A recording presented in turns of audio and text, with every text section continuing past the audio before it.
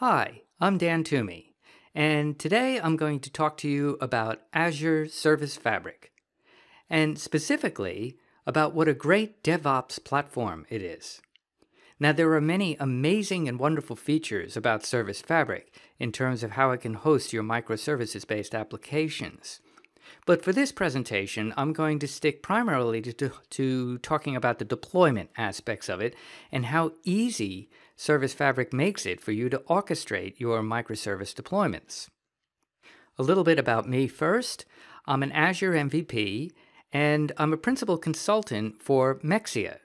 So Mexia is an Australian-based organization. We're a Microsoft Gold partner, and we're specialists in enterprise integration. Now, we started out as a BizTalk shop, but now we do more Azure than we do BizTalk. And one of the platforms that we're very interested in is Service Fabric, and we've actually rolled that out in a couple of our major clients. Service Fabric is a highly resilient, hyper-scalable platform for hosting microservices. It can run on-prem, it can run in Azure, or it can run in any other cloud, including AWS or Google Cloud. And it can run on Windows, or it can run on Linux.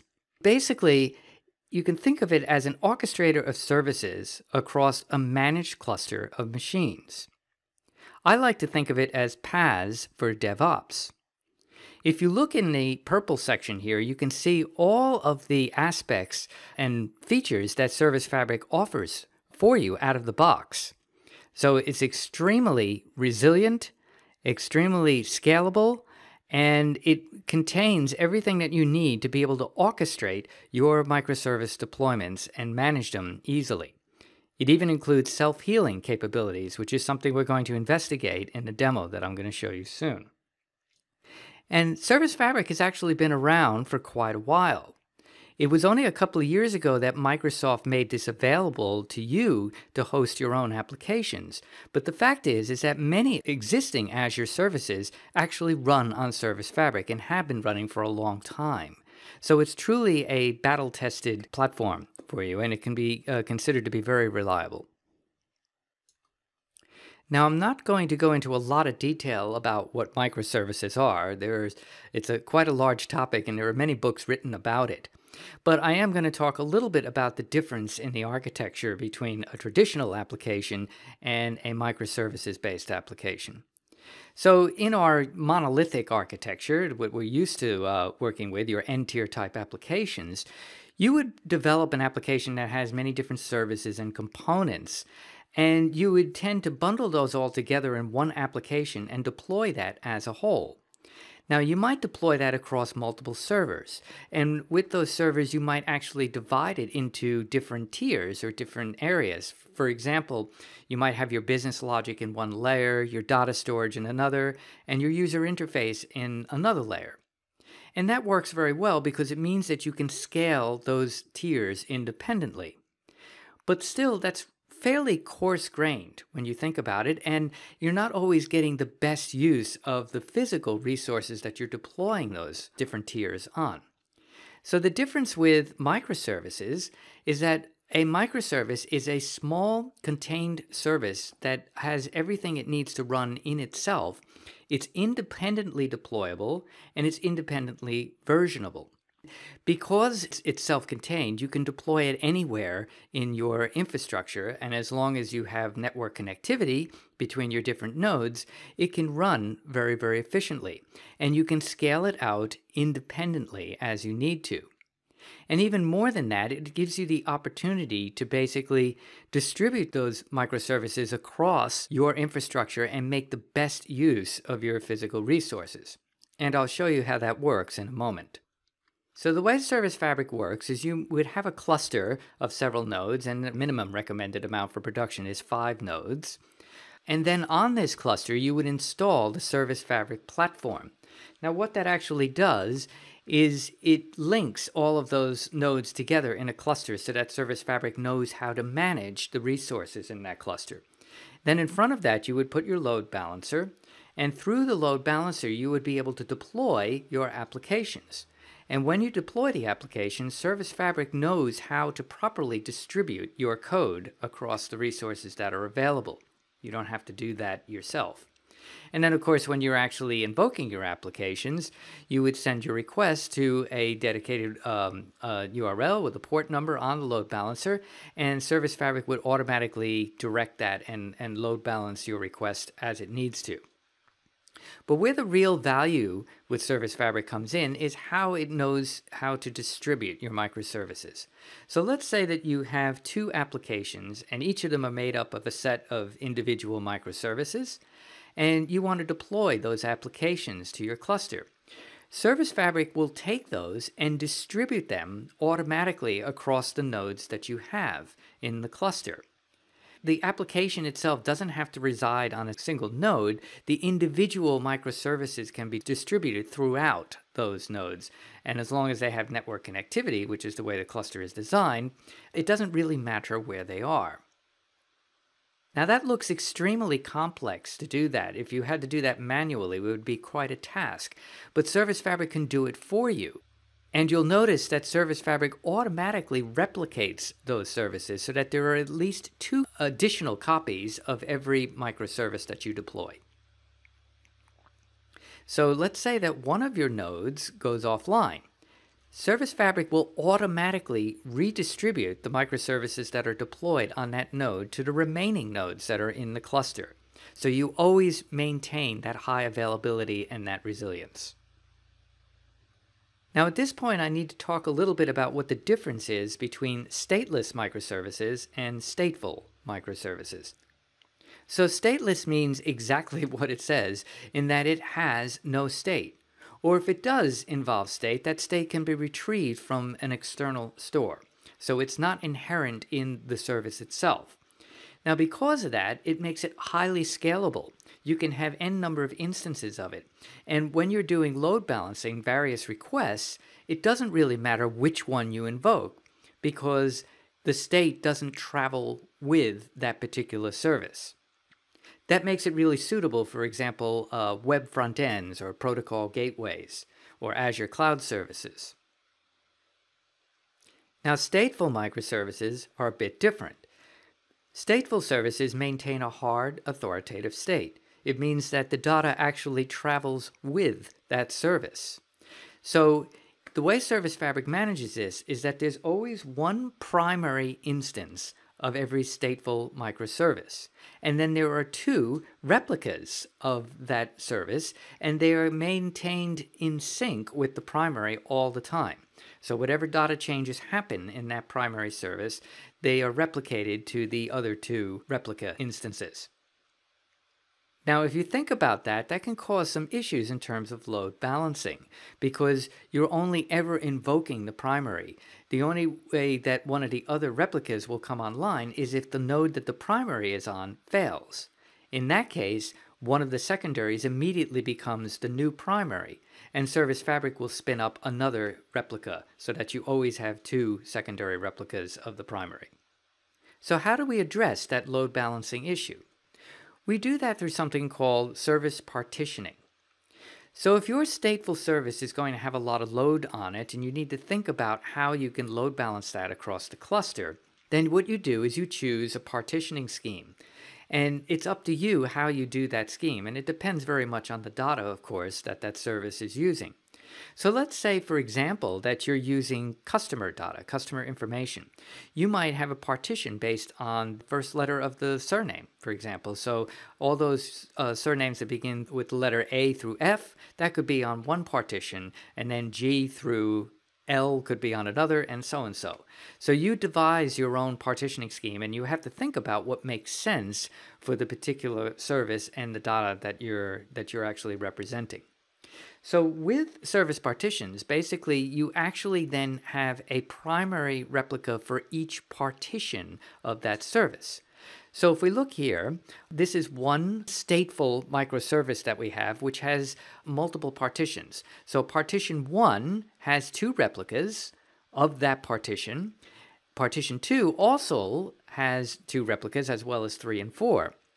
And you can see that Service Fabric distributes these quite intelligently across the cluster so that, for one thing, the primaries are separated across different nodes, so you get better load balancing. And of course, the secondaries are always on different nodes than the primary partition is. Now, if you happen to expand this cluster by adding 2 additional nodes, Service Fabric will automatically redistribute those to make the best use of the physical resources. Now, here in this slide, I'm going to talk a little bit about how an application upgrade happens. Service Fabric has the concept of upgrade domains. That's nothing really new to you if you've been working in Azure for a while. Your VMs are very much the same. When you have a VM in Azure, you will always have multiple instances, and the instances are spread across different upgrade domains so that when Azure rolls out an upgrade, for example, it's not going to take all of your VMs down. It's going to always make sure that at least one is up and running. Service Fabric has the same concept of upgrade domains. So in this case, let's look at our cluster here of 6 nodes. We have 3 upgrade domains, and we have some applications that are deployed. In this case, we're going to upgrade App C version 1 to App C version 2. Now, what Service Fabric does is actually what's called a rolling upgrade.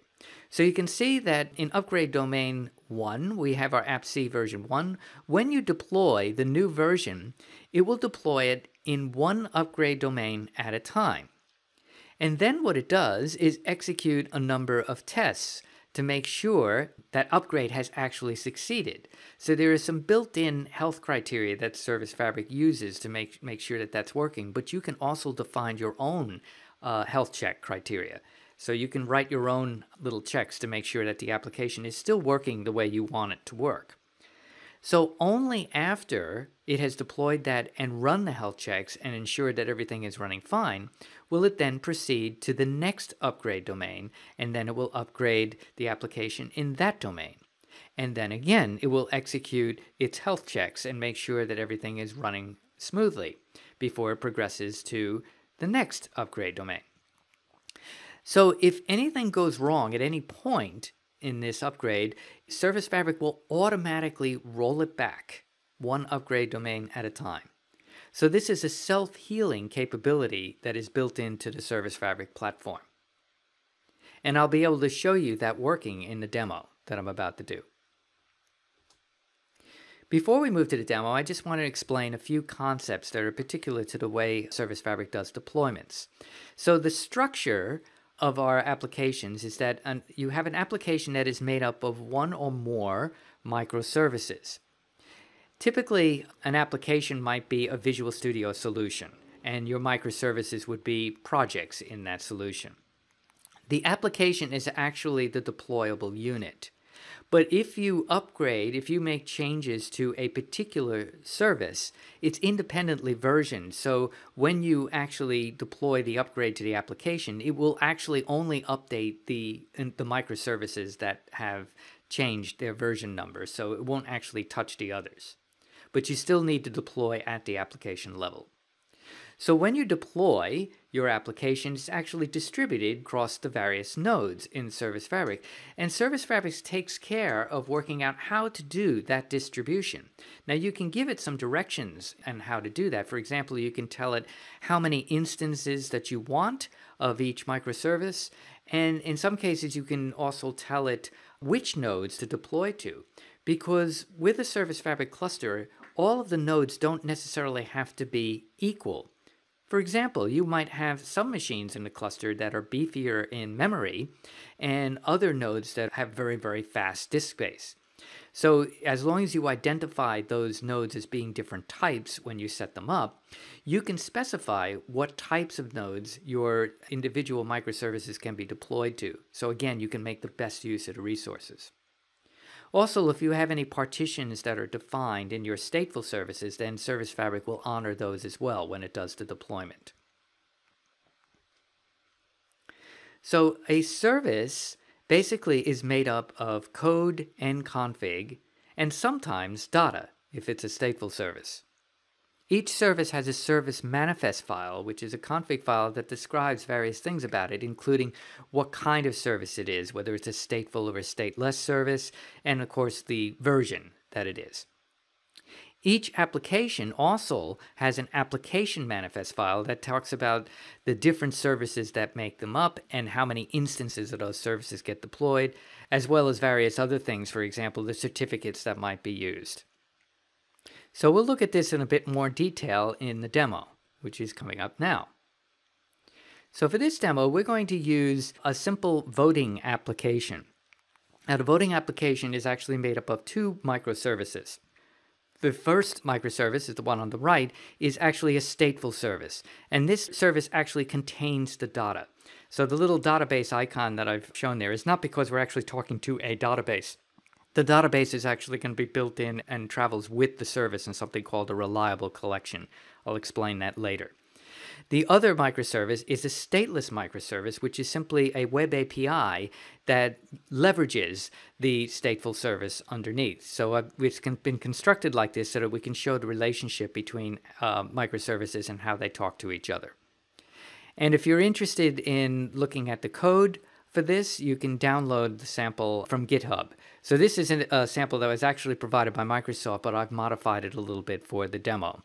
So you're welcome to download that. So what we have here is an instance of Service Fabric that's running. It's a 5-node cluster, but it's actually a virtual cluster because it's running on a single development machine.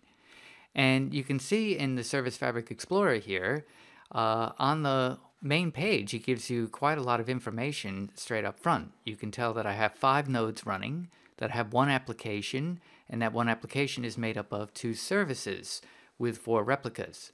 And because everything is green, it means that it's all healthy, which is great.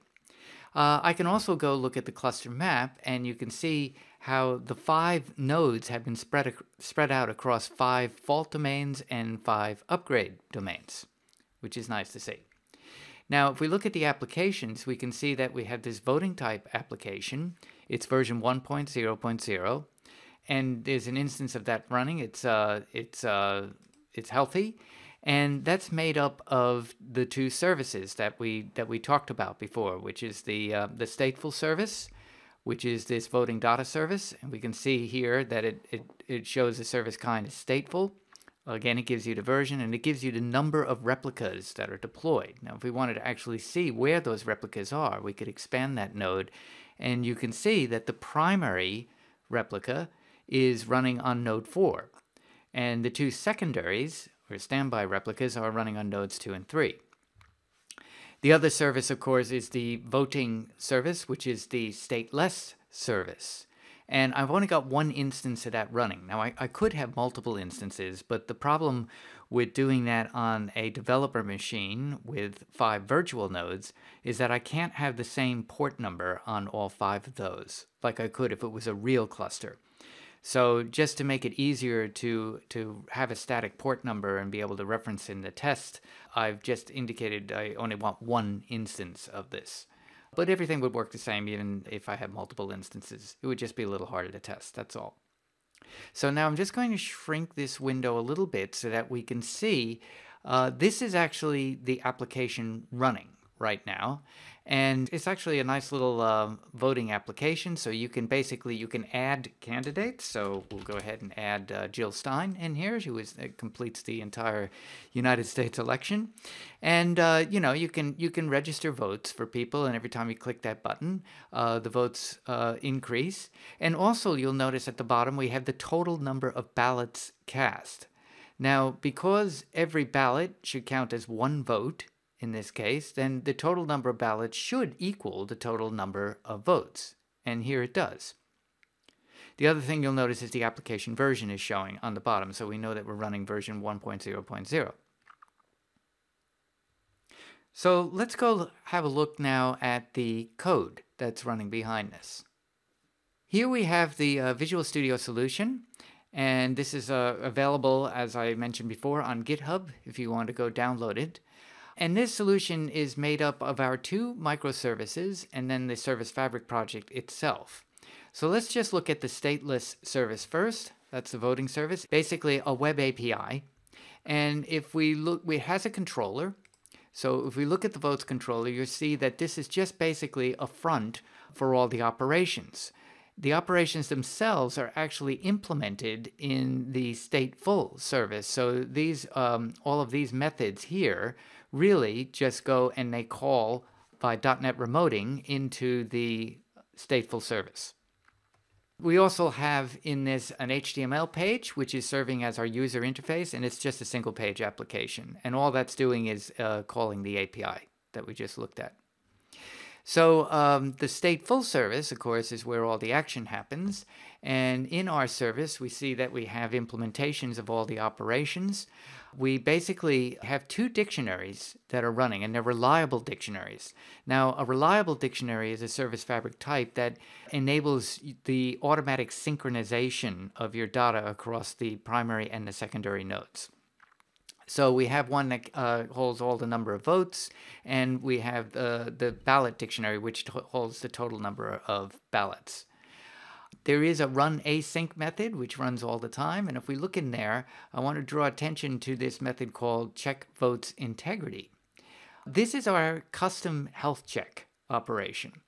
So if we look at the code in here, what we're doing is every time this runs, and it runs every few seconds, it checks the total number of votes across all of the candidates, and it compares it to the total number of ballots that are cast. And as long as they're equal, everything is good. You get health check okay. But if it doesn't equal, it will throw an error. So this is how we do our health checks. So we've seen that the application is already deployed and it's running quite healthily. But what I want to do now is introduce a bug. So I'm going to go into the add vote method here, and I'm going to introduce what I call the Russian bug. I'm going to uncomment this line here. And you'll see what this is going to do. It's going to tamper with votes that are cast for Donald Trump. Now, I'm not trying to imply that this happened in real life. This is just, of course, a simulated scenario. So what we're going to do is we're going to build the solution. And then I'm going to publish it. Now, when you publish a Service Fabric solution, and actually, before I do that, I did say I was going to show you what the service manifest file looks like. So if we look at the service manifest for our stateful service, it tells you the kind of service as it is, which is a stateful service, and it gives you the version number for that. And if you had specific endpoints, for example, that you wanted to specify, you could do that as well. The stateless service also has a service manifest file, and you can see that here the type is stateless service, and it's also version 1.0.0. And there is also at the Service Fabric, there is an application manifest file. Now, the manifest file specifies all the different services that are being published. It also allows you to say how many instances that you want, and you'll see that these items that are in brackets, they're actually parameters that you can pass in. So in our parameters, we have 3 different profiles. One for the cloud, if you're deploying this to Azure. And for your local dev, you have the option of a 1-node or a 5-node parameter file, depending on what you've actually deployed. I'm running Service Fabric as a 5-node, so I have a 5-node file, which shows the number of instances that I want deployed. And those are parameters to the application manifest file. So now we're ready to publish. What I do is I right-click the Service Fabric project and I click Publish. In this case, I need to upgrade the application. If I actually tried to publish the same version of the application, it would error because it already exists. So I need to tick the upgrade box. And we also need to look at the configure upgrade settings. I want to show you something that's important in here. The upgrade mode right now is set to monitored. That's what you want if you want the automatic health checks to happen as it rolls out. An unmonitored auto deployment actually will automatically deploy your application through the nodes, but it will not bother executing the health checks. And an unmonitored manual deployment actually means that you have to manually deploy the application to each node individually. what we want is monitored in this case because we want to execute those health checks. The failure action is rollback. And I also want to point out that the health check stable duration property, I've set that to 20 seconds. And the reason that I've set that for that is because I'm going, as the application is deploying, I'm going to be changing the data by casting votes. And because that's going to cause an error, I want time for that data to register and for the error to be picked up before it goes on to the next node. So I've set that for 20 seconds. So we click OK there. And the last thing we have to do is we have to change the version because I can't deploy the same version over what's already deployed. We have to upgrade the version number if we're doing an upgrade. So you can set the version at any level here, but because we know that we've actually updated the code for the voting data service package, I'm only going to upgrade that version number. Now, when I click Tab here, it's actually going to automatically update the version numbers for that service and for the application. And that's because I had this checkbox ticked here. And it is what we really want to do, because if you're updating any part of a service or a package, then you really should be updating the overall version for that. But the good thing is that because we're not touching the other microservice, when this deploys, it's not actually going to redeploy that service. It's only going to deploy the bits that have actually changed. So I'm going to go ahead and save that. And now I'm ready to click Publish. So we'll go ahead and click Publish. And then we'll go back to our Service Fabric project.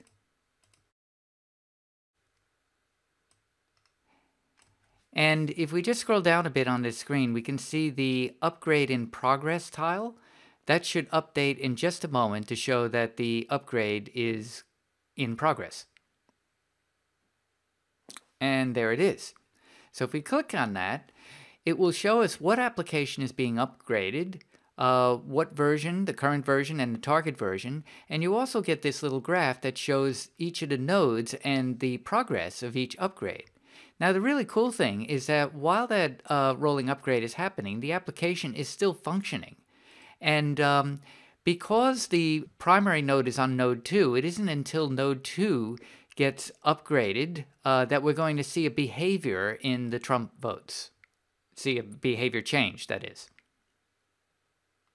So now node 2 is being upgraded, and pretty soon we should start to see something unusual happen here, which is that when I click the Trump button, you'll see that we're getting 11 votes instead of 1 vote at a time.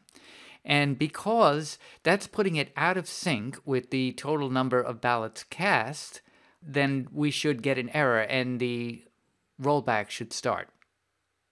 So the health check would be executing about now, and it should pick up the discrepancy between the number of ballots cast and the total number of vote counts. And you can see that the error has happened by all the red X's that have appeared on the side. So what we should see now is the rollback beginning. And you can see now it's gone into rolling back is in progress. So what I need to do is remove the Trump votes. Otherwise, we're going to wind up with being out of sync. So I'm going to go ahead and actually remove all of the votes so that the total number of ballots cast is 0 and the total number of votes is 0.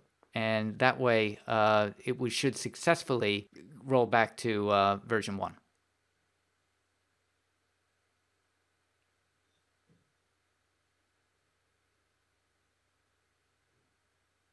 So the upgrade is completed, and if we go back to the cluster, we'll see that we've got one application that's running and it's healthy. And if we look at the version of that application, it's 1.0.0, which is back where we started. And if I refresh this page, you'll see that we're back again where we started. And we can enter new candidates, and the application should be working. And this time, as I vote for Trump, we can see that we get the correct number of votes. So what you've just witnessed is a rolling upgrade with the application still working throughout the upgrade, and the upgrade failing because a health check failed to pass, and an automatic healing process that took place as Service Fabric detected that the upgrade had failed and began to roll it back automatically. So I hope you enjoyed the demo. I've included here some references for you, and I will post these slides somewhere online so that you can access the links a little bit more easily. And if you want to get in touch with me or ask me any questions about Service Fabric or anything else, especially in relation to integration, please feel free to contact me. You'll have my details on this slide here, including my Twitter handle and my blog. Thanks for listening. Have a great day.